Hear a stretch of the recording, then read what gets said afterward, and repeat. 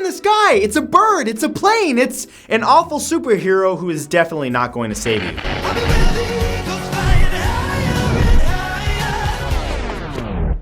Oh, Jesus. I'm so sorry. If I'm being honest with myself, I probably should have just called 911. Superman, Batman, Iron Man, these are all very successful superheroes that have gone on to do amazing things. But not every superhero that's invented ends up doing well. In fact, most of them don't. Most of them are pretty embarrassing that they were even thought up. So let's talk about who they are, what their story is, and why they flopped so hard. Here are the 10 worst superheroes ever invented. Number 1 is Ulysses Archer.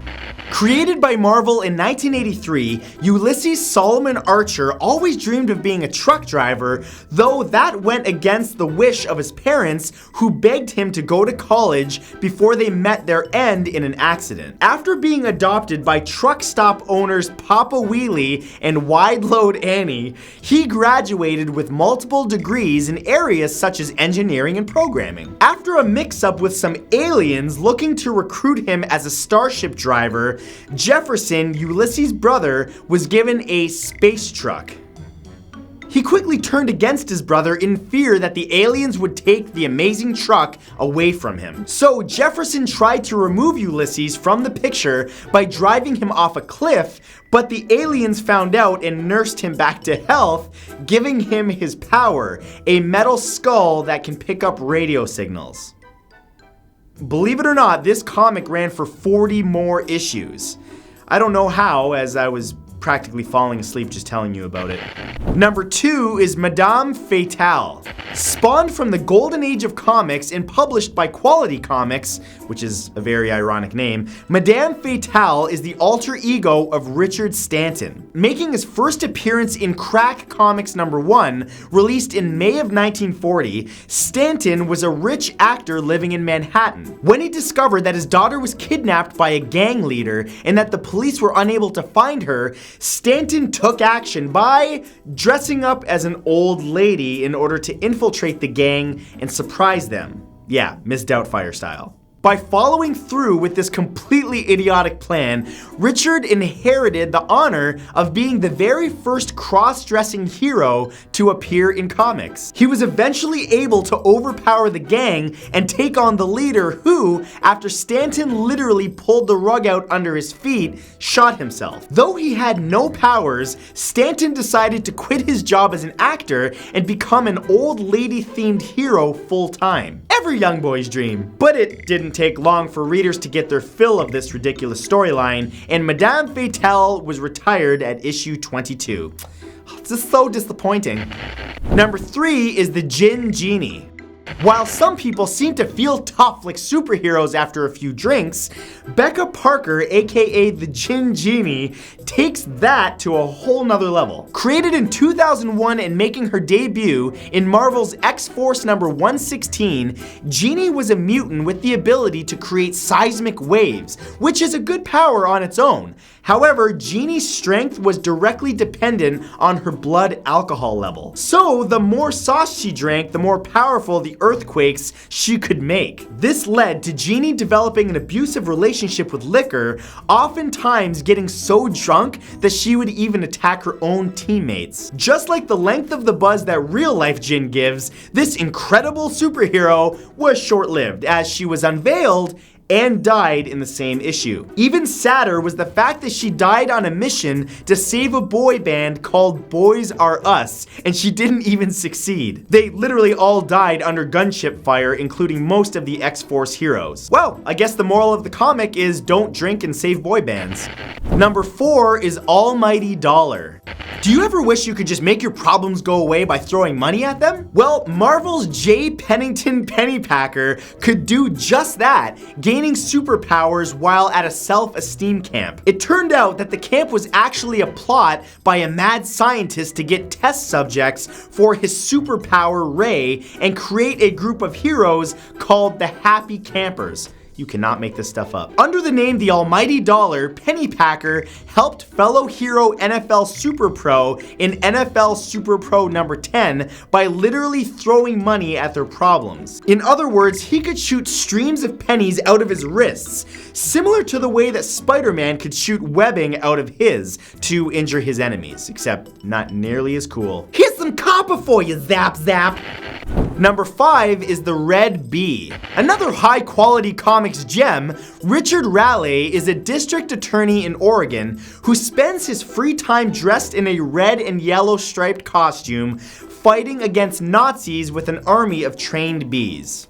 Oh yeah. First appearing in 1940 in the first issue of Hit Comics, Raleigh, known as the Red Bee, has no real power, opting instead for a stinger gun, a bunch of bees, and a secret weapon named Michael. But Matt, who's Michael? Well, Michael was Raleigh's favorite bee, who was always kept close by, having him live in his belt buckle. It's a grown man talking to a pet bee. After the end of his comic adventures in issue number 24, and his death by Nazis sometime after it, it was now time for Jenna Raleigh to become the Red Bee. Jenna wisely upgraded the suit's abilities, and with the help of mechanized bees that electrocuted enemies, she went on to become nothing. Nothing at all. Actually, she became a mutated half-woman, half-insect that wanted to colonize the entire planet, but was saved and cured, after which she decided to drop the hero gig and go back to her science career. Who thinks of these? This is just no, disturbing. Number 6 is Doorman. Oh my god, I can't wait to be saved by Doorman! Doorman was created by Marvel's John Byrne and first appeared in 1989 in West Coast Avengers Volume 2. Damar Davis's call to action came in the form of an advertisement looking for able bodies to join a superhero team. A mutant born with weird teleport-like abilities, Davis answered the ad put out by Mr. Immortal to join the Great Lake Avengers, gaining the hero name Doorman. This made Doorman a great asset in stealth and surprise missions, but limited him to being, well, a walking door. During an epic battle with the villain Maelstrom, Doorman sacrifices himself and is killed, only to be brought back to life as an angel of death with new powers. But before he died, Doorman actually had the ability to summon magic skis that allows him to fly. Okay, so let me just get this straight. Doorman is now a dude who flies around on skis and collects people's souls to bring them to the afterlife. Okay. Number 7 is Dog Welder. The next comic book protagonist we're going to talk about is a silent man who walks the night carrying a blowtorch and a bag of dead dogs.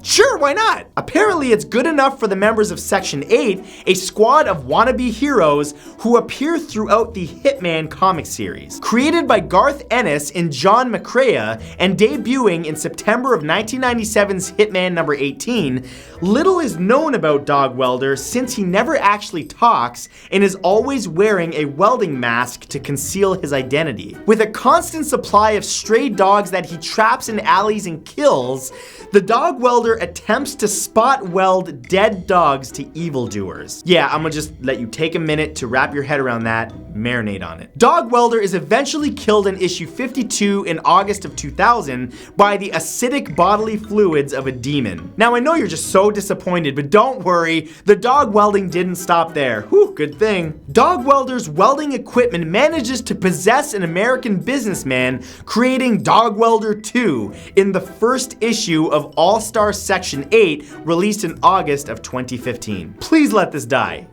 It's so bad. Number 8 is Matter Eater Lad.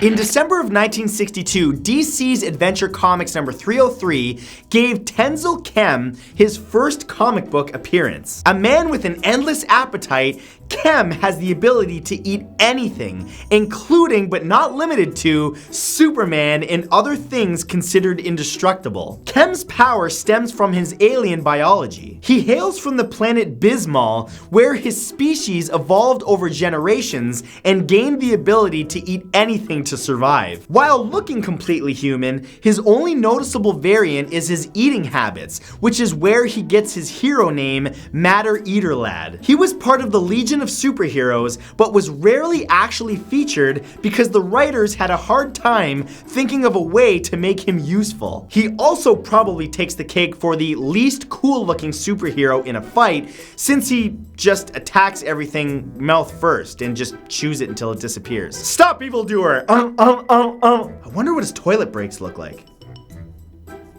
Nope. I'm sorry I said that. Number 9 is Hindsight Lad. Unofficially joining the New Warriors after a failed blackmail attempt, Carlton Lafroyage has no powers but wears a helmet with 2 car mirrors attached to the sides. Get it? So he can, see what's behind him. Dubbed Hindsight Lad, he first appeared in New Warriors Annual number 3. Even without superpowers, Hindsight Lad mainly stuck to using computers and was great at researching and piecing together what had already happened in the past, or in hindsight.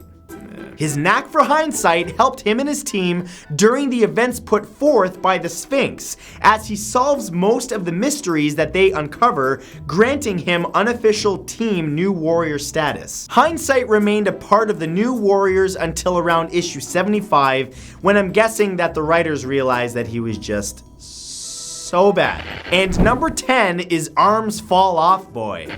And now the granddaddy of absolutely useless comic book characters. First appearing in Secret Origins Volume 2 number 46, released in December of 1989, Arms Fall Off Boy is sort of like an action figure with removable limbs, except that he's a full-size human and he uses his removed limbs as clubs, bludgeoning people in the name of justice. So instead of just punching people like a regular superhero, he adds unnecessary steps to the process with his stupid detachable limbs. I'm gonna get ya! In the original run, his backstory is never explored. However, in his post-Zero Hour reemergence, Arms Fall Off Boy takes the name Splitter and is described as an alien from the planet Lalor. In both the original run and his reboot, he's trying out for the superhero team Legionnaires, but not surprisingly was rejected. Even though he won't be known as a Legionnaire, you could still call him the master of